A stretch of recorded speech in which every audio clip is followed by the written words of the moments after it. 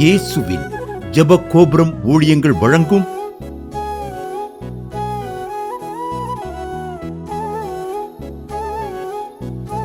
நம்பிக்கையிலே சந்தோஷமாயிருங்கள்.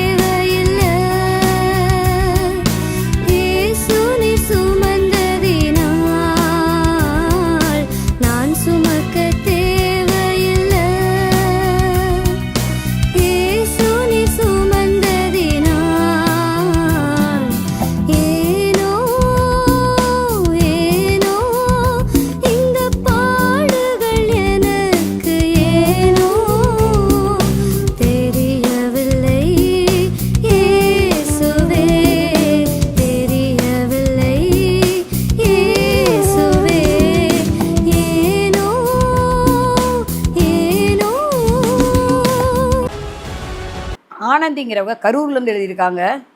எனக்கு 2 வருஷமாக உதிரப்போக்கு இருந்துகிட்டே இருந்துச்சு. கர்ப்பப்பை எடுக்க சொன்னாங்க டாக்டரு. நான் எடுக்க மாட்டேன், எனக்கு கத்தி படக்கூடாதுன்னு நான் ஜெபம் பண்ணிகிட்டே இருந்தேன். ஜாய் டிவியில் வாரம் ஞாயிற்றுக்கிழமை இந்த ப்ரோக்ராம் நம்பிக்கையிலே சந்தோஷமான நிகழ்ச்சி பார்ப்பேன். அம்மாட்ட ஜெபம் பண்ணேன். அம்மா சொல்லி ஜெபம் பண்ணாங்க. அதாவது உதிரப்போக்கு நிற்கட்டுன்னு சொல்லி ஜெபம் பண்ணுவாங்க. இது எப்படி பெரும்பாலும் சரிக்கு 12 வருஷமாக கஷ்டப்பட்டவளை கர்த்தர் குணமாக்குறாரு, அப்படியே அந்த வல்லமை இறங்கட்டும், அந்த வஸ்திரத்தவங்களை விழுகட்டும்னு சொல்லி ஜெபம் பண்ணாங்க. அந்த நேரமே எனக்கு உதிரப்போக்கு நின்றுச்சு. வசனம் எனக்கு பலன் கொடுத்தது, கிரியை செஞ்சது. கர்த்தரை நாம இணைப்படுவதாக சாட்சி எழுதியிருக்காங்க. நம்பிக்கையிலே சந்தோஷமாயிருங்கள். ஆண்டவராய் இயேசு கிறிஸ்து வெளியேறப்பட்ட நாமத்தினால அன்பான வாழ்த்துக்களை ஜாய் டிவி நேயர்களுக்கு சொல்லுகிறேன். நீங்கள் எல்லாம் நலமாக இருப்பீங்கன்னு நம்புகிறேன். தொடர்ந்து உங்கள் ஒருவருக்காக நாங்கள் ஜெபிக்கிறோம். நீங்களும் எங்களுக்காக, எங்கள் குடும்பங்களுக்காக, ஊழியங்களுக்காக தயவுசெய்து ஜெபம் பண்ணுங்கள். ஒருவருக்காக ஒருவர் ஜெபம் பண்ணுவோம். எல்லாவற்றுக்காக நம்ம தேசத்துக்காக ஜெபம் பண்ணுவோம், தமிழ்நாட்டுக்காக ஜெபம் பண்ணுவோம். தேசத்துக்கு ஜெபம் பண்ணி பாருங்களேன், உங்கள் தேவையில் சந்திக்கப்படும். அல்லேலூயா, அல்லேலூயா. உங்களை மாதிரி பிரச்சனையில் இருக்கிற மற்றவங்களும் ஜெபம் பண்ணும்போது உங்கள் சிறையிருப்பு மாறும். யோபு தன் சிறைதனுக்காக வேண்டி கொண்ட பொழுது அவன் சிறையிருப்பு என்ன செஞ்சு டோட்டலாக மாறிச்சு. அவனுக்கு இழந்து போனதை ஆண்டவர் 2 மடங்கு தந்தார். ஆகவே வேதத்தின்படி நம்ம செய்கிறப்ப நம்ம பாக்கியவான்களாக இருப்போம்.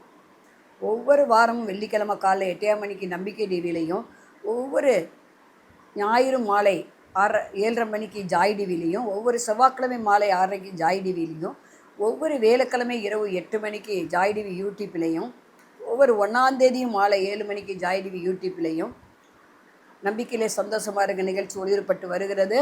அதுக்காக நீங்கள் ஜெபம் பண்ணுங்கள். தேவனா எல்லாம் கூட பத்திரிக்கை ஒவ்வொரு மாதம் வெளியிடுகிறோம். இதற்கு பல ஆயிரங்கள் தேவைப்படுகிறது. கர்த்தர் உங்களோடு பேசுனா நீங்கள் காணிக்க அனுப்பலாம். நிறைய பேர் அப்படி தான், எவ்வளோ அனுப்பேன்னு கேட்குறீங்க. உங்களால் முடிஞ்சதை நீங்கள் அனுப்புங்க. பல துளி பெருவெள்ளம் கொஞ்சமாக சேர்த்து வச்சு தான் ஒவ்வொரு மாதமும் சந்திக்கப்படுது இந்த தேவைகள்.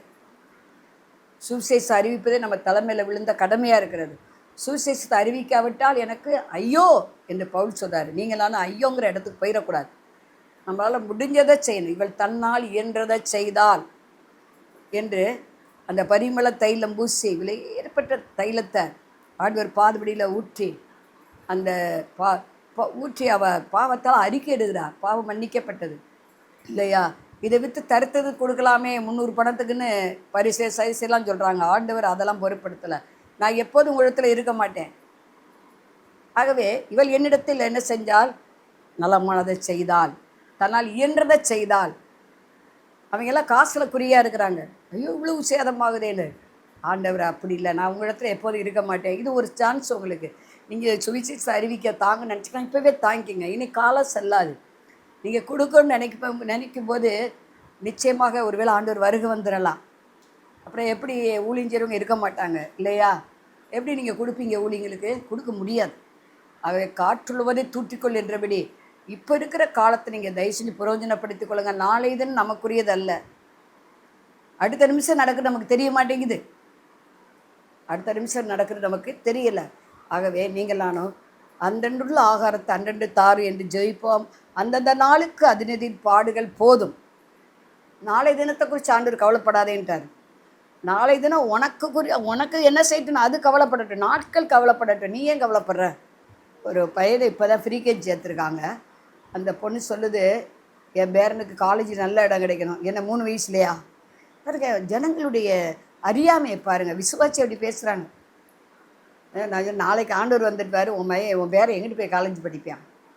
பாருங்க, ஜனங்கள் எதையோ ஒன்று கேட்டு ஜோம் பண்ணிகிட்டு இருக்காங்க பாருங்களேன். ஆகவே ஒரு கேட்குறதுக்கு ஜெபிக்கிறதுக்கு ஒரு எல்லை இருக்குது. சும்மா ஒரு 20 வருஷங்கள் 18 வருஷம் கழித்து காலேஜ் போக போகிறான் இல்லையா? 15 வருஷம் சொல்லுங்கள். அது அது அது அது அது ஆண்டவர் நாளைக்கு கூட வந்தால் வந்துடுவார். அன்றன்றுள்ள ஆகிற அந்த அந்த நாளுக்கு போதும். எவ்வளவோ ஜெபகுறிப்பு வேண்டியது இருக்குது. சும்மா பிறக்க போகிற குழந்தைக்கு அது கிடைக்கணும், இது கிடைக்கணும், திருமணம் முடியணும், இதெல்லாம் அநேகர் தெரியாமல் விண்ணப்பம் பண்ணிகிட்டே இருக்காங்க. அதெல்லாம் தயவுசெய்து விட்டுருங்க. எதிர்காலத்துக்கு ஜெபம் பண்ணுங்க. காலங்கள் அவருடைய கரத்தில் இருக்கிறது. சரி, தலையை தாழ்த்தி ஜெபம் பண்ணுவோம். பரலோக பிதாவே, சோத்திரிக்கிறோம். தகப்பனே, துதிக்கிறோம். இந்த தேவ செய்திக்கு விரோதமாக எழும்புற ஆயுதம் இயேசு கிறிஸ்துவில் வாய்க்காமல் போட்டோம். ஆவியானவரே இறங்க, உடைய அபிஷேகம் ஊற்றப்படட்டும், உடைய வல்லம் ஊற்றப்படட்டும், உடைய பிரசன்னம் ஊற்றப்படட்டும், கர்த்தருடைய கரம் தொடட்டும். ஆமென். ஆண்டவரே, வசனம் 100 மடங்கு பலன் செய்வதாக. ஹல்லேலூயா, ஹல்லேலூயா. ராக அதிகா லாபா ராபா லீபா பாபா. சொஸ்தமான உடலுக்கு ஜீவன், மனநலத்துக்கு மாத்திரை சாப்பிட்றீங்க. ஆண்டவர் அதுலேருந்து ஒரு விடுதலை தர விரும்புகிறார். வசனத்தை மாத்திரையாக உட்கொள்ளுங்கள். ஆமென். ஹல்லேலூயா. இனி ஒரு சாவும் இல்லை. எங்கள் அம்மா அப்பா அப்படி மேலே விழுந்த சாபம், என் வழியாக வந்த சாபம் தான் என்ன தொடருதுன்னு நினைக்கிறீங்க. கர்த்தர் சாவத்தை ஆசீர்வாதமாக மாற்றுகிறார். உன்னிலிருந்து ஆசீர்வாதம் எப்படி ஆபிரகாமிலிருந்து ஆசீர்வாதமோ, அதே போல் ரட்சிக்கப்பட்ட உன் குடும்பத்தில் நீங்கள் முத ரட்சிக்கப்பட்டீங்க, உங்களிருந்து ஆசீர்வாதம். ஹல்லேலூயா. ஓராக தீகா ரபோ ஷேக்கா தீகா பாபா லாபா ரவா. இனி ஒரு துக்கமும் இல்லை, ஒரு மரணமும் இல்லை, ஒரு வருத்தமும் இல்லை. வருத்தப்பட்டு பார சுமக்கிற அருமையான மகனே, நீ ஆண்டவரிடம் பாரத்தை இறக்கி வச்சிட்டபடியா. ஹல்லேலூயா. உன் சுமையை ஆண்டவர் லெகுவாக்குறார். உன் விண்ணப்பத்துக்கு இறங்குகிறார். உன் ஜெபத்துக்கு பதில் தருகிறார். ஹல்லேலூயா, ஹல்லேலூயா. ராகா தீகா ராபா லீபா லீபா ராபோ ஷே. குடிகார பிள்ளைக்காக ஜெபிக்கிற தாயாரே, கர்த்தர் குடியிலேருந்து விடுதலை தருகிறார். ஹல்லேலூயா, ஹல்லேலூயா. ராகா தீகா பாபா லீவ். கெட்டு போனதை ரட்சிக்கத்தான் மனுஷகுமாரன் இயேசு வந்தார். இழந்து போனதை தேடத்தான் வந்தார். ஆமென். ஆண்டவரே, ஆவியானவரே இறங்குவீராக. ஹல்லேலூயா, ஹல்லேலூயா. கவர்மெண்ட் வேலைக்காக ஜெபிச்சிட்ருக்கீங்க, ஆர்டருக்காக. கர்த்தர் ஆர்டரை தருகிறார். நீ எதிர்பார்த்துக்கிற முடிவை நான் உனக்கு தருவேன் என்று சொல்லுவதற்காக நன்றி. இயேசு கிறிஸ்து நாமத்தில் பிதாவே, ஆமென். செய்தியுடைய தலைப்பு, என் நாமத்திற்கு பயந்திருக்கிற உங்கள் மேல் நீதியின் சூரியன் உதிக்கும். என் நாமத்துக்கு பயந்திருக்கிற உங்கள் மேல் நீதியின் சூரியன் உதிக்கும். அது செட்டின் கீழ் ஆரோக்கியம் இருக்கும். மல்கியா 4:2. இங்கே நம்ம பார்க்குறோம், எல்லாருமேலே நீதி சூரியனாய் இயேசு உதிக்க மாட்டார், வந்து தங்க மாட்டார். ஆண்டவர் சொல்கிறார்ல, ஒருவன் என்னிலும் என் வார்த்தையில் அவனில் நிலைத்திருந்தார், அவன் வேண்டிக் கொள்வதோ அவனுக்கு கொடுக்கும். இன்னொரு வசனம் சொல்லுது, மிகுந்த கனி கொடுப்பான்னு சொல்லுது. நான் எங்கே இருக்கேன்னா அங்கே ஊழியக்காரன் இருக்கான்னு சொல்லியிருக்காரு. நீ போக இடத்திலும் கூட வருவேன்னு சொல்லியிருக்காரு. நான் உன்னை விட்டு விலகுவதும் இல்லை, உன்னை கைவிடுவதும் சொல்லியிருக்காரு. இத்தனை வாக்குத்தத்தங்க இருக்குது. நீதியின் சூரியன் நம்ம எல்லாம் உதிக்க வேண்டும், நம்மோடு தங்க வேண்டும். இயேசு நம்மோடு நீதியின் சூரியனாய் தங்க வேண்டும், நம்மோடு வசிக்கணும், நம்ம போகிடமெல்லாம் வரணும், நமக்கு ஆலோசனை கொடுத்து நடத்த வேண்டும். உன் கண்மேல் என் கண்களை வைத்து உனக்கு ஆலோசனை சொல்லுவேன், நான் உனக்கு போதித்து நீ நடக்க வேண்டிய வழியை உனக்கு காட்டுவேன். சங்கீதம் 32:8 வாசிக்கிறோம் இல்லையா? அவர் நம்மோடு நீதி சூரியனாக இருக்கும்போது என்ன செய்வார்? அப்போ நமக்கு ஆரோக்கியம் உண்டாகும். அது செட்டிங்கில் ஆரோக்கியம் உண்டாகும். பயந்திருக்கணும் ஆண்டவருக்கு. கர்த்தருக்கு பயப்படுறதுலே ஞானத்தின் ஆரம்பம். கர்த்தருக்கு பயப்படுற மனுஷன் தான் பாக்கியவான், அவன் செய்வதெல்லாம் வாய்க்கும். நான் பார்க்குறேன் 128 சங்கீதத்தில், கர்த்தருக்கு பயப்படுற மனுஷன் பாக்கியவான், அவன் கைம்பிராசம் சாப்பிடுவான், அவனுக்கு பாக்கிய நன்மை உண்டா இருக்கும். மனைவியை வீட்டோரங்களில் கணிதரும் கொடியாக செடியாக இருப்பா, பிள்ளைகள் ஒளிவுமர கன்றுகளை போல இருப்பாங்க. இதெல்லாம் தீர்க்கதரிசனமான வாக்கு தத்தம், ஃபேமிலிக்கு உண்டானது. பயந்தாத்தே நீதி சூரியனாகிய இயேசு நம்ம மேலே தங்குவார், நம்மோடு இருப்பார். பாவிகளோடு அவர் சேர்வதில்லை. பாவத்தை வெறுக்கிறார், பாவிகளை நேசிக்கிறார். அதுதான் உண்மை. பாவிகளை நேசிக்கிறதுனால தான் கோடாவன கோடி பாவிகள் இன்னும் அந்த பூமியில் இருக்காங்க இல்லையா? அவங்க மனம் திரும்புவாங்கன்னு ஆண்டவர் காத்திருக்கார். சரி, மல்லிகா தீர்க்கதரிசி இப்படி சொல்லுகிறார், அவர் நாமத்துக்கு பயந்திருக்கிற உங்கள் மேல் நீதியின் சூரியன் உதிக்கும். நம்ம ஆண்டவருக்கு பயப்படுறோமா? கர்த்தருக்கு பயப்படுறதுல ஞானத்தின் ஆரம்பம். இன்றைக்கி பிள்ளைங்க டீச்சருக்கு பயப்படுறாங்க, ஹெச்எம்முக்கு பயப்படுறாங்க, வேலை பார்க்குற இடத்துல அந்த எம்டிக்கு பயப்படுவாங்க, பிஸ்னஸ் பார்க்குற இடத்துல அந்த வேலைக்காரங்க எஜமான் வந்துட்டால் பயப்படுவாங்க. அதுவரை அரட்டை அடிச்சுட்டு இருப்பாங்க, எல்லாம் செஞ்சிட்டு இருப்பாங்க. ஆனால் பயப்படுவாங்க. ஏன்? வேலை போயிடும், சம்பளம் தர மாட்டாங்க. அந்த பயந்த வேறு ஒன்றும் இல்லை. ஆனால் ஆண்டவர் டோட்டலாக வானத்தின் பூமி உண்டாக்கின அந்த தேவாதி தேவனுக்கு நீங்கள் நான் பயந்து நடுங்கணும். கர்த்தருடைய வசனத்துக்கு நடுங்கிறவனே நோக்கி பார்ப்பேன்னு ஏசாயா தீர்க்கதரிசி சொல்கிறார். வார்த்தை தான் இயேசு தான் வார்த்தை. அவருக்கு பயப்படுறோமா? இந்த வசனத்தை அசட்டை பண்ணுறோமா? வசனத்தை தேடி வாசிங்கள், அதில் நித்திய ஜீவன் உண்டு. இந்த வசனத்து மூலம் நமக்கு நித்திய ஜீவன் உண்டு. அப்போ நீதியின் சூரியனாகி இயேசு நம்ம மேலே உதிக்க வேண்டும், பிரகாசமாக நம்ம வாழ்க்கை அமைய வேண்டும். அவர் நம்மோடு கூட இருந்தால் என்ன செய்வார்? நமக்கு கவலையே இல்லை. அவர் நம்மோடு கூட இருந்து நடத்துவார், நமக்கு போதிப்பார். அது மாத்திரம் ஆலோசனை கொடுப்பார், நம்மோடு கூட இருந்து காரியங்களை வாக்கிய பண்ணுகிறவராக இருக்கிறார். ஜெயம் வரும் நமக்கு. ஜெயமோ கர்த்தராலே வரும். அதை ஃபாதர் பாடுறார், இயேசு என்னோடு இருப்பதை நினச்சிட்டா உள்ளம் மகிழுதுன்னு சொல்கிறார். அது உண்மை. உள்ள மகிழணும். அவர் செட்டேங்கீர் ஆரோக்கியம் இருக்கும். அவர் நாமத்துக்கு பயப்படுறோமா? இயேசு என்றாலே ஒரு நபர் அல்லது பெயர். இயேசு நாமம் என்றாலே பிசாசெல்லாம் நடுங்கும், வேதாளம் பாதாளமெல்லாம் நடுங்கும்.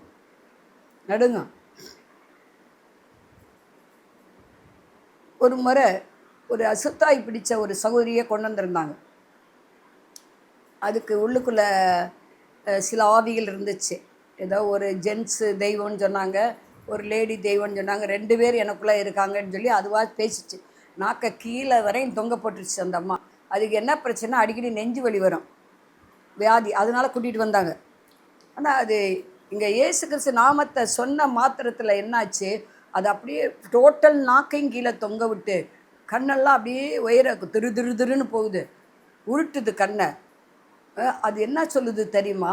இந்த இயேசு நாமத்தை சொன்ன உடனே அது ஏன்னா அவருக்கு பயந்தவங்க மேலே தான் நீதி சூரியன் உதிக்கும்.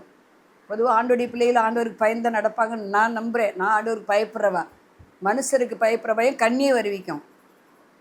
கர்த்தருக்கு பயந்தவங்கள உயர்ந்த அடைக்கலத்தில் வைக்கப்படுவோமா. அப்போ அந்த அம்மா இயேசு கிறிஸ்து நாமத்தை சொன்ன உடனே ஏய் அந்த நாமத்தை சொல்லாத அப்படிங்குது. அப்புறம் என்ன சொல்லுது தெரியுமா? எனக்கு ரெட்டைக்கடா வெட்டி கிளறி கொண்டு வா, அப்போ தான் போவேங்குது. நான் எங்கே போக ரெட்டைக்கடாய்க்கு? நான் பதில் சொல்லாமல் ஜெப எண்ணெயை ஊற்றி தலையில் கொஞ்சோண்டு ஊற்றி இயேசு கிறிஸ்து நாமத்தால் புறப்பட்டு போ அப்படின்னு சொல்லி அந்த நாமத்தை சொன்ன மாத்திரத்தில் அது கீழே விழுந்துருச்சு. அப்படியே நெஞ்சு வெளியும் போயிடுச்சு, சரியாயிடுச்சு. அப்போ பாருங்கள், சில அசுத்தாவிகள் உடம்புக்குள்ளே இருக்கும்போது அவங்களுக்கு அந்த அந்த அந்த லேடி அந்த அந்த அசுத்தாவிக்கு பயந்து நடந்ததுனால என்ன ஆயிடுச்சு? அது சொல்கிறதே அது கேட்டுக்கிட்டு இருக்கு. இப்போ இயேசு நாமத்தை சொன்ன மாத்திரத்தில் அது வெளியேறுது பாருங்களேன். ஏன்னா நான் சொன்னேன், இயேசு நாமத்தில் நீ முழங்கால் போட்டுனா போட்டுருச்சு. நாவையாவது அறிக்கையிடும் ஏசுன்னு சொல்லு அப்படின்னு சொன்னால் சொல்லிடுச்சு.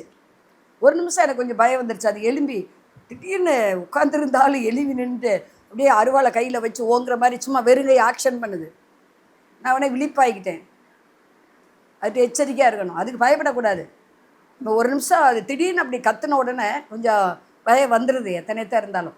ஆனாலும் இயேசு நாமத்துக்கு நான் பயப்படுறேன். என் மேலே நீதி சூரியன் உதிச்சிருக்கிறது. இயேசு என்னோட இருக்கிறார். நான் பயப்பட மாட்டேன், நான் பயப்பட மாட்டேன். வல்லமை உண்டு, வல்லமை உண்டுன்னு சொல்லி அந்த பாடலை பாடி பாடி இரத்தத்தால் ஜெயம், இரத்தத்தால் ஜெயம், இயேசு இரத்தத்தால் ஜெயம்னு சொன்னாத்தான் அது போகுது. ஒரு சகோதரர் இப்படி சொன்னார். ஒரு ஊழியர், பெரிய ஊழியர், ஒரு அசுத்தாவியை தரத்தை போயிருந்தாராம். அப்போ நீதி சூரியன் என்னோடு இருக்கிறார், இயேசு என் மேலே நீதி சூரியன் உதிச்சிருக்கிறாரு, அவர் செட்டையில் ஆரோக்கியத்துக்குள்ள நான் இருக்கேன், எந்த சத்துரு என்னை தொட முடியாது அப்படின்னு அந்த ஊழியக்காரர் சொன்னாராம். அது கையில் ஒரு சிலுவையில் தொங்குன இயேசு மாதிரி ஒரு சுரூபத்தை வச்சுருந்துச்சான் அந்த அம்மா. அப்போ அது சொல்லிச்சா, எந்த இயேசுவை சொல்கிறேன், இந்த இயேசுவையான்னு கையில் காமிச்சிச்சான் ஒரு சுரூபத்தை. அப்போ அவர், நான் சொல்லுகிற இயேசு ஜீவன் உள்ளவர், அவர் ஜீவிக்கிறார், அவருக்கு ரூபமே கிடையாது, இதை தூக்கி அங்கிட்டு போடு அப்படின்ட்டு அவர். அப்புறம் இரத்தத்தால் ஜெயம், இரத்தத்தால் ஜெயம் அப்படின்னு பாட்டு பாடும்போது அது கொண்டாங்க தான், அந்த ரத்தத்தை நான் குடிக்கிறீங்க தான். அப்போ இயேசு கிறிஸ்து ரத்தம் ஜெயம்னு சொல்லும்போது அது போகுதான். ஏன்னா அவருடைய நாமத்துக்கு பயப்படணும். நம்ம சும்மா அறகுறையாக அவர் நாமத்தை பயன்படுத்தக்கூடாது, முழுமையாக பயன்படுத்தணும். நாமத்துக்கு நம்ம பயப்படணும், நடுங்கணும், கதறணும் ஒரு நாமத்துக்கு. இன்றைக்கி எப்படி ஒரு எஜமானை பார்த்து ஒரு வேலைக்காரங்க அப்படியே கையை நடுங்கிட்டு போய் நிற்கிறாங்க, என்ன சொல்ல போகிறாங்களோ, சற்று தாமதமாக போயிட்டாங்கன்னு வச்சுக்கிடுவோம். ஐயோ முதலாளி வேலையை விட்டு போய்க்கிறார், ஒரு நாள் தாமதம் போனால் சாரி கேட்கலாம், அடிக்கடி தாமதமாக போனால் நிச்சயம் வேலை போகிறது உறுதி. ஆனால் நம்ம அந்த நாமத்துக்கு பயந்து 3 வேளை ஜெபிக்கிறோமா, 3 வேளை நல்லா சாப்பிட்றோம், டயத்துக்கு டாக்டர் சாப்பிட சொன்னால் டயத்துக்கு சாப்பிட்றோம். ஆனால் அந்த நாமத்துக்கு பயந்து 3 வேளை ஆண்டவரை சாத்ராக், மேஷாக், ஆபேத்நேகோ விட இவன் தானியேல் 3 வேளை ஜெபம் பண்ணுறார். இந்த 4 பேர் ஐக்கியம், ஜெப ஐக்கியம் வச்சுருந்தாங்க. நீதி சூரியன் அவங்களோடு இருந்தார். அப்போ அவர் செட்டைங்கையில் ஆரோக்கியம் இருக்கும். நீங்கள் அவர் செட்டையில் மறைந்து கொண்டு நீங்கள் என்ன செய்யலாம், ஜெபிக்கலாம். ஏன்னா அவர் ஜெபத்தை கேட்குறவராக இருக்கிறாரு. நீதி சூரியன் யார்? இயேசு தான், அவர் தான் நீதி சூரியன். அவர் சொல்கிறாரு இங்கே ஏசாயா 60:1, எழும்பி பிரகாசி, ஒளி உண்மையில வந்தது, கர்த்தருடைய மகிமை உண்மையில உதித்தது, இதோ இருள் பூமியும் காரில் ஜனங்களை மூடும், ஆனாலும் உண்மையில் கர்த்தர் உதிப்பார். பார்த்தீங்களா, அவருடைய மகிமை உண்மையில காணப்படும். தேவ மகிமை நம்மேல் காணப்படும். நீதி சூரியன் இயேசு இருந்தால் நம்மளை சுற்றிலும் மகிமை இருக்கும். அக்கினி மதெல்லாம் ஆண்டவர் இருப்பார், எந்த சத்துரும் நம்மளை தொட முடியாது. ஆண்டவர் பவுலை பார்த்து சொல்கிறார்ல, ஒரு தீங்கு செய்ய உன் மேலே கை போடுவதில்லைப்பா. நீ என்ன செய்யணும், ரோமாபுரியில் நீ என்னை குறித்து சாட்சி சொல்லணும்ப்பா, எருசலேமில் சொன்னீல அங்கேயும் சொல்லு. ஏன்னா அவரை சாட்சியாகவும் ஊழியக்காரரும் ஏற்படுத்தினார். ஒவ்வொரு ஊழியர்களும் ஒரு சாட்சியாகவும் வாழ வேண்டும் ஆண்டவருக்காக. எழும்பி பிரகாசி, அந்த நீதி சூரியன் நம்ம மேலே உதிக்கும் போது என்ன நடக்குது, நம்ம எழும்பி பிரகாசிக்க வேண்டும். எழும்பி நம்மளால் சும்மாவே இருக்க முடியாது. நீதி சூரியன் இயேசு நமக்குள்ளே இருக்கும்போது யார்ட்டையாவது சுவிசேஷத்தை அறிவித்துட்டே இருப்போம். எத்தனை பேர் எத்தனை பிராபலத்தில் மட்டும் சொல்கிறாங்க, மற்றவங்க மாதிரி ஊன்னு கேட்டு ஐயோ பாவம்னு சொல்லாதபடி செபிக்கிறேன்னு சொல்லி பாருங்கள். உங்களுக்காக நான் இப்போ வேண்டுதல் பண்ணுறேன், ஆண்டவர் செய்வார். அவங்க சொல்லுவாங்க, சரின்னு சொல்லிடுவாங்க. அந்த இடத்துலையே அவங்க 1 நிமிஷம் ஜெபம் பண்ண. அங்கிட்டு ஒரு அம்மா எங்கள் வீட்டு பக்கம் போகும், நீதி சூரியன் மேலே இருக்கார், இயேசு என்னோட இருக்கார், எனக்கு பயம் இல்லை. அதுக்கிட்ட பல ஆவிகள் இருக்கலாம், அது எங்கிட்ட கூட வேலைக்கு போயிட்டே இருக்கும். அது என்கிட்ட கொஞ்சம் அம்மான்னு சொல்லி உட்காந்து பேசும். நான் அதுக்கு பற்றி என்கிட்ட யாரும் உட்காந்தா இயேசு பற்றின்னு சொல்லுவேன், நான் தெரியும் அதுக்கு. அது சொல்லி எனக்காக கொஞ்சம் மந்திரிங்கன்னு சொல்லிச்சு. என்னை பார்த்தா மந்திரிக்க மாதிரியா இருக்குமா, உங்களுக்காக வேண்டுதல் பண்ணுறேன் அப்படின்னு சொல்லி ஜெபம் பண்ணேன். இயேசு என்னோடு இருக்கார். உடனே அதுக்கு வயிற்று வலி நீங்கிச்சுன்னு சொல்லிச்சு. எனக்கு சந்தோஷம். மகனை கூட்டிகிட்டு வந்துச்சு. அவனுக்கு மந்திரம் வயிற்றில் ஏதோ உருண்டை இருந்துச்சான், அப்படி 4 முறை போய் எடுத்துருச்சான். நான் நீங்கள் என்ன கொண்டு வாங்க, தேங்காய் நான் ஜெபம் பண்ணித்தாரேன். ஏன்னா இயேசு உதிப்பார், வார்த்தை அதில் அனுப்புவோம், அந்த எண்ணெயில் வார்த்தையை அனுப்புவோம். ஏன்னா என்னை போய் செய்ப்பார் விசுவாசமுள்ள ஜெபம் வினியாளியை ரட்சிக்க, யாக்கோபு 5:6 எழுதப்பட்டிருக்கு. அந்த வசனம் எண்ணெயில் ஒன்றும் இல்லை, வசனத்தை இயேசு சொல்லியிருக்காரு. என்னை பூசி ஜெயிப்பார்கள் விசுவாசம் உள்ள ஜெபம் பின்னால் ரட்சிக்கும். உடனே நான் அதை ஜெபம் பண்ணி கொடுத்து, அது 2 பாட்டில் சின்ன பாட்டில் வாங்கிட்டு வந்துச்சு, 10 ரூபாய். இது எங்கள் வீட்டுக்காருக்கு ஒன்று, எனக்கு ஒன்று, எங்கள் மகனுக்கு ஒன்று, இந்த மாதிரி மொத்தம் 2000 தான் வாங்கிட்டு வந்துச்சு. ஆனால் அதை ஜெபம் பண்ணி கொடுத்தான். அது சொல்லிச்சு, இப்போ என் மகனுக்கு வயிற்று வலி இல்லைம்மா, நல்லா சாப்பிட்றாமா அப்படின்னு சொல்லிச்சு. அப்போ என்ன, அவங்க ரட்சிக்கப்படலை, ஆனால் ஆண்டவர் மேலே ஒரு நம்பிக்கை. மகனை வீட்டுக்கே கூப்பிட்டு வந்துருச்சு. அவனுக்கா செத்த ஜெபம் பண்ணுங்க அப்படின்னு சொல்லி பயப்படுறான், ஒரு சுதாரிப்பே இல்லாமல் இருக்கான் அப்படின்னு. நீ ஏசு நாமத்தை சொல்லுப்பா, ஏசு நாமத்தை சொல்லி கூப்பிடு, எஸ்அப்பா வாரு, என் உள்ளத்தில் வாரும், என்னோடு தங்கும், என்னை மன்னிங்க அப்படின்னு சொல்லி மன்னிப்பு கேட்டு ஜெபம் பண்ணு. உண்மை சொந்த ரட்சகராக ஏற்றுக்கொள்கிற ஆண்டவரே, நீ என்னை குலதெய்வமாக அவன் வச்சுக்கிற ஆண்டவரே, உண்மை தாயா தகப்பனா நான் ஏற்றுக்கிறேன் ஆண்டவரே அப்படி சொல்லுன்னு சொன்னது அப்படியே சின்ன பிள்ளை மாதிரி சொன்னேன். அவனுக்கு 2 பிள்ளைங்க இருக்கு, குட்டி பிள்ளைங்க. ஏன்னா அவர் நாம நம்மோடு இருக்கும்போது, நீதீஸ்வரினா இயேசு நமக்குள்ளே இருக்கும்போது அந்த நீதீஸ்வரி மற்றவங்களுக்குள்ளே பிரவேசிக்குது. அப்படி நாம மற்றவங்களுக்குள்ளே போகிறது வேகமாக நம்ம சொல்லும்போது அந்த நாமத்தினால தான் அற்புதம் நடக்குது, அதிசயம் நடக்குது, சாட்சியில் உண்டா, நோய் நீங்குது, பேய் ஓடுது, கட்டுகள் உடையுது. ரட்சிக்கப்பட்ட ஒவ்வொரு மேலே இயேசு நீதியின் சூரியனா இருக்கிறார், சந்தேகமே இல்லை. நீங்கள் எழும்பி பிரகாசிங்க, ரட்சிப்பை வெளிப்படுத்துங்க, ரட்சிப்பை சுவிசேஷமாக அறிவிங்க. நம்மளே வச்சுக்கிடக்கூடாது அந்த இயேசுவை. உதிக்கும் போது, சூரியன் உதிக்கும் போது அது எல்லாத்துக்கும் என்ன செய்யுது? பிரகாசமாக வெளிச்சம் கொடுக்குதா? சூரியன் நமக்கு மட்டுமா உதிக்குது? நல்லோர் மேலும் தீயோர் மேலும் சூரியனை உதிக்க பண்ணுகிறார். நல்லவர் மேலும் கெட்டவர் மேலும் மழையை வர்ஷிக்க பண்ணுகிறார். நம்ம வீட்டுக்கு மட்டுமா மழை பெய்யுது? சொல்லுங்கள் பார்ப்போம். நம்ம தோட்டத்துக்கு மட்டுமா மழை பெய்யுது? இல்லை, உலகமே பெய்யுது இல்லையா? அப்போ அப்படித்தான் ஆண்டவர் பாருங்க. நீங்கள் ஆண்டவரை ஏற்றுக்கொண்டிருந்தீங்கன்னா, ரட்சிக்கப்பட்டிருந்தீங்கன்னா, அபிஷேகப்பட்டிருந்தீங்கன்னா, அந்த நீரின் சூரியன் உங்களுக்குள்ள இருக்கிற மற்றவர்கள மற்றவர்கள் மேலே உதிக்க செய்வார். மற்றவர்களும் மண்டே இயேசுவண்டை நீங்கள் கொண்டு வர முடியும். எனக்கு தாளந்துலேயே நீங்கள் சொல்ல முடியாது. இயேசு பற்றி சொல்கிறதுக்கு தாளந்து வேணுமா? நான் கேட்குறேன். ஜெபம் பண்ணுங்க அவங்களுக்காக. இயேசு தனக்காய் வாழாமல் பிறருக்காகத்தான் வாழ்ந்தார். அந்த கோட்பாடுக்குள்ளே நம்ம வந்துடணும். இங்கே நம்ம பார்க்குறோம், பூமி என்ன செய்யுமா? காரிருளால் மூடப்படும், ஆனால் நம்முடைய ஜனத்து மேல் வெளிச்சம் ஒதுக்கி. ஏன்னா நீதி சூரியன் இயேசு நம்மோடு இருக்கிறார். அது செட்டங்கியில் ஆரோக்கியம் இருக்கும். சங்கீதம் 38:37 சொல்லுறது, என் மாம்சத்தில் ஆரோக்கியம் இல்லைன்னு தாவீது சொல்கிறார். சரீரத்தில் ஒரு ஆரோக்கியம் இல்லைன்றார். சரீர ஆரோக்கியத்தை கொடுக்கறது அவர் செட்டைங்கியில் இருந்தால் சரீர ஆரோக்கியமாக இருக்கும். நம்முடைய ஆவி ஆத்மா சரீரம் அவர் செட்டையாகி அவருடைய கரத்துக்குள்ளே இருக்கணும். ஏற்ற காலத்தில் உயர்த்தும்படி பலத்த கரத்துக்குள்ளே அடங்கி இருந்துருக்கு. கரந்த செட்டை பாதுகாப்பு. அப்படி நாமம் தான் பாதுகாப்பு. கர்த்தருடைய நாமம் பள்ளத்தை தொடுவோம், நீதிமான் அதற்குள்ளே ஓடி சுகமாக இருப்பானா. அப்படி நாமத்துக்குள்ளே நம்மளை வைக்கணும், அவர் கரத்துக்குள்ளே நம்ம வைக்கணும், அவர் செட்டைகள் நம்மளை வைக்கணும், ஆவி ஆத்மா சரீரத்தை. அப்போ தான் அதுக்கு நோயே வராது, பிசாசு தாக்குதல் அதில் இருக்கவே இருக்காது. நீதிமொழி 3:8 சொல்லுது, இந்த வசனத்தை நாவுனால அறிக்கையிடணும். ஆரோக்கியம் உள்ள வசனத்தை பேசணும். வசனத்தின் மேன்மை தெரியாதனால தான் இன்றைக்கி வசனத்தை அவங்க யாருமே அதை அபியாசப்படுத்த மாட்டேங்கிறாங்க. அதை அப்படி சொல்லிக்கிட்டே இருங்க. வார்த்தையை இருதயத்தில் வசனத்தை எழுதுங்க.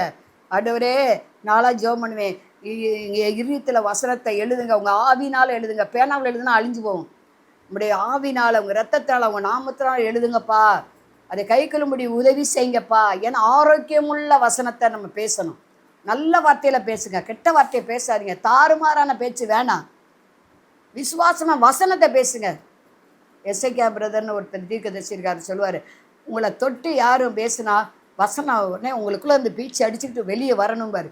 வசனத்தை பேசுங்க, நல்ல ஆரோக்கியமுள்ள வசனத்தை பேசுங்க. அப்போ அடுத்து விசுவாசமாக பேசணும். அந்த வசனத்தை விசுவாசமாக பேசணும். பார்த்தா நமக்கு ஆரோக்கியம் உண்டாகும். நம்ம நாவு ஆரோக்கியமுள்ள நாவு ஜீவ விருட்சம். இந்த நாவில் ஆண்டவர் மரணத்தையும் ஜீவனே வைக்கிறார். அப்போ நம்ம எதை பேசுகிறோமோ அதைத்தான் அறுப்போம். சாத்தானுக்குரியதை பேசக்கூடாது. மரணத்தை ஜெயமாக விழுங்கினவர் இயேசு. மாம்ச சிந்தனா மரணம், ஆவின் சிந்தை ஜீவனு சமாதானமும். அப்போ இந்த நாவு ஆரோக்கியமாக பேசினா நம்ம ஆரோக்கியமாக இருப்போம். எதை பேசுகிறோமோ அது நடக்கும். செட்டைக்குள்ள ஆரோக்கியம் இருக்குது, நாமத்துக்குள்ள ஆரோக்கியம் இருக்குது. விசுவாசமாக பேசினா அதில் ஆரோக்கியம் நமக்கு உண்டாகும். அது மாத்திரமல்ல, ஆரோக்கியமான உபதேசத்தை நம்ம கேட்கணும். செய்தி ஆரோக்கியமாக இருக்கணும். சில பேர் பாருங்கள், கட்டுக்கதைகளாக பேசிக்கிட்டு இருப்பாங்க. அதெல்லாம் கேட்கக்கூடாது. நான் சில பேர் செய்தி கொடுக்கும்போது, என்ன இதையே இவ்வளவு உலக கதையை உள்ளே கொண்டு வராரு, யாராண்டா நமக்கு என்ன, இயேசு பற்றி பேசுறதுக்கு எவ்வளவோ காரியங்கள் இருக்கேன்னு நினைப்பேன் நான். தீத்து 1:9 ஆரோக்கியமான உபதேசத்தில் இருக்கும்படி புத்தி சொல்லு. நல்லவைகளை கேளுங்க, வசனத்தை நல்லா கேளுங்க. அது உங்களுக்கு பிழைப்பை உண்டாக்கும், ஆரோக்கியம் உண்டாக்கும், சமானத்தை உண்டாக்கும், சந்தோஷத்தை தரும். தீத்து 1:14 விசுவாசத்தில் ஆரோக்கியமுள்ளவர்களாக இருங்கன்னு இருக்கு. அதே போல் எஸ்ஐகே 47:9 சம்பவிப்பது என்னென்றால், இந்த நதி போகும் இடமெல்லாம், சஞ்சரிக்கும் இடமெல்லாம் ஆரோக்கியம். பரிசுத்த ஆவியில் நிரம்புங்க. பரிசுத்த அபிஷேகம். ஒருத்தர் சொன்னார், 20 வருஷம் ஆச்சு நான் ரட்சிக்கப்பட்டு, இன்னும் பரிசுத்தாய் பெறலை. கேட்டு பெற்றிருக்குங்கள. தாகமாக இருக்கிறவன் இடத்துல வரக்கடவன், சிவத்தண்ணீரை இலவசமாய் பெறக்கடவன் இருக்கு. பரிசுத்த ஆவியானவர் அக்னினால ஞானசாரம் கொடுக்குறது அவர் தான், இயேசு தான். தண்ணினால ஞானஸ்தானம் வாங்கியாச்சு ஊழியர்கள் மூலம். ஆனால் அக்னியால் ஞானஸ்தானம் கொடுக்கறது யார்? ஆண்டவராக இயேசு கிறிஸ்து தான். கேட்டு பெற்றுக்கங்க, விசுவாசத்தில் பெற்றுக்கொடுங்க. ஒரு அம்மா இப்படி சொல்லிச்சு, நான் 30 வருஷம் ஒரே அந்நிய பாஷை பேசுகிறேன், வேறு பாஷை வரலன்னு சொல்லிச்சு. நான் சொன்னேன், நீங்கள் விசுவாசமாக வாயை திறந்துங்க. இந்த ஒன்றை உருப்படியாக நீங்கள் ஆண்டவர் அந்த வார்த்தையை கொடுக்கும்போது, ஆவியான கொடுக்குற வார்த்தையை பேசும்போது பற்பல பாஷைகளை பேசுவீர்கள். என்னை விசுவாசிக்கிறவன் அவமான பாஷைகளை பேசுவான். அந்நிய பாஷை பேசுகிறவன் தேவனோடு பேசுகிறான், தேவனுடைய ரகசியங்களை பேசுகிறான்னு பார்க்குறோம். தேவ ரகசியம் நமக்கு வெளிப்படும். ஆண்டவரோடு பேசுங்க, அதுதான் பரலோக பாஷை, பரலோக மொழி. சொல்லப்போனால் இந்த சம்பவிப்பது என்னவென்றால், இது போக இடமெல்லாம் ஆரோக்கியம். அந்நிய பாஷை பேசுங்க, கெட்ட வார்த்தை பேசாதீங்க, அதுக்கு அர்த்தத்தையும் கேளுங்க. ஆவியானவர் தமிழ் அர்த்தத்தை சொல்லுவார், இல்லை இங்கிலீஷில் உங்களுக்கு சொல்லுவார். எல்லா மொழியும் அவருக்கு தெரியும். எந்தெந்த மொழி நம்ம பேசுகிறோமோ அந்த மொழியில் அர்த்தம் நமக்கு சொல்லுவார். கண்டிப்பாக என்ன செய்வார்? நம்மளை ஆசீர்வதிப்பார். பரிசுத்த ஆவினால் நம்ம நிரம்பும் போது அந்த ஆரோக்கியம் நமக்குள்ளே இருக்கும். விசுவாசமாக பேசும்போது ஆரோக்கியம் நமக்குள்ளே தங்கும். வசனத்தை பேசும்போது நமக்கு அந்த ஆரோக்கியம் தங்கும். அவர் செட்டைங்கில் கைக்குள்ள அடங்கி இருக்கும்போது நமக்கு ஆரோக்கியம் இருக்கும். தேவல கடைசியாக ஒரு வார்த்தையை பார்த்து முடிச்சிருவோம். நீதிமொழிகள் 4:22 அங்கே கர்த்தருக்கு பயந்து தீமையை விட்டு விலகு, அது உன் நாவிக்கு எப்படி இருக்குமா? ஆரோக்கியம், எலும்புகளுக்கு ஊனமாக இருக்கும். நம்ம சரீர ஆரோக்கியம் இருப்பதற்கு, ஆவியில் ஒரு எழுப்புதல் அடைந்து இருப்பதற்கு, நம்ம ஆத்துமா கொழுப்பில் உணவு உண்பது போல் இருப்பதற்கு நமக்கு மெயினாக இந்த வேத வசனம், இதைத்தான் ஆவியில் ஆத்துமாவில் சரீரத்தில் இருக்கும்படி நம்ம செபிக்கணும். நம்ம இருதயத்தில் இருந்தால் தானே வாயில் வரும் இல்லையா? அப்போ நம்ம அவர் நீதீஸ்வரி நம்ம மேலே நம்மோடு இருக்கும்போது அது செட்டைங்கில் ஆரோக்கியம் இருக்கும். அவர் நம்மளை விட்டு விலகிட்டார்னா எல்லா வயலும் நமக்கு தோல்வி அடைஞ்சிரும். நான் உன்னை விட்டு விழுவதும் இல்லை, உன்னை கைவிடுவதில்லை சொல்லியிருக்கார். தலையை தாழ்த்தி ஜெபம். பரலோக பிதாவே, நாங்கள் துதிக்கிறோம். கர்த்தருக்கு பயந்து இருக்கிற உங்கள் மேல் நீதி சூரியன் உதிக்கும், செட்டைங்கில் ஆரோக்கியம் இருக்கும். ராகா தீகாலா லாபார நீதி சூரியனை இயேசு இதை கேட்டுக்கொண்டு இருக்கிற ஒவ்வொரு மேலே இறங்கி வருவீராக. ஆவியாக இறங்கி வருவீராக. அப்பா உமக்கு நன்றி. பரிசுத்த ஆவியாக இறங்கி வருவீராக, அக்னியாக இறங்கி வருவீராக. அவளுக்கு என்னென்ன பலவீனம் இருக்கோ, வியாதி இருக்கோ, நம்ம மனசில் சரீரத்தில் எடுத்து போடுவீராக. என்னென்ன தேவை இருக்கோ அதை சந்திப்பீராக. ஆவியானவரே நன்றி. ஆரோக்கியமுள்ள உபதேசத்தை கேட்கட்டும், ஆரோக்கியமுள்ள வார்த்தையை பேசட்டும், விசுவாசத்தில் ஆரோக்கியமாக இருக்கட்டும். ஆவியானவர் சரீரத்தில் புஷ்டி செல்லுமே ஆரோக்கியமாக இருக்கட்டும். பொருளாதாரத்தில் ஒரு ஆரோக்கியம் உண்டாகட்டும். ஆண்டவரை தேடுவதில் ஒரு ஆரோக்கியம் உண்டாகட்டும். ஆண்டவரை ஆசீர்வதிங்க இயேசு கிறிஸ்து நாமத்தில் பிதாவே, ஆமென். மாணவர்களே, அதிசய கல்வாரி ஊழியங்கள் மூலம் ஒவ்வொரு மாதமும் தேவனால் எல்லாம் கூடும் பத்திரிகையை நாங்கள் வெளியிடுகிறோம். தேவ சமூக பாடல்கள் DVD, ACD இந்த பாடல்களை நாங்கள் வெளியிடுகிறோம். அதிசய கல்வாரி ஊழியம் இது தீர்க்க தரிசன ஜெப ஊழியமாக நடைபெறுகிறது. இந்த ஊழியங்களுக்காக ஜெபிக்க, காணிக்கையை அனுப்ப தாங்க மறவாதிருங்கள். ஜெபிக்கிற, கொடுக்கிற, உழைக்கிற உங்கள் ஒவ்வொருவரையும் ஆண்டவர் தாமே ஆபிரகாமை ஆசீர்வதித்தது போல சகல விதத்திலும் உங்களை ஆசீர்வதிப்பாராக. ஆமென். அன்பிற்குரியவர்களே, இந்த ஊழியத்தை உங்கள் காணிக்கைகளால் தாங்குபவர்களின் கவனத்திற்கு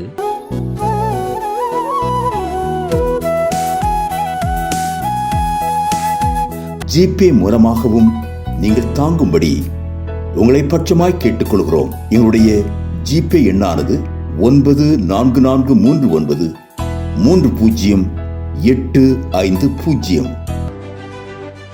எங்களது முகவரி சகோதரி எலிசபெத் சுந்தரராஜன், எண் 27, பொதிகை தெரு, குழந்தைசாமி நகர், வண்டியூர், மதுரை 20. செல்போன் எண்கள் 9487177765, 9095328172 மற்றும் 9443930850.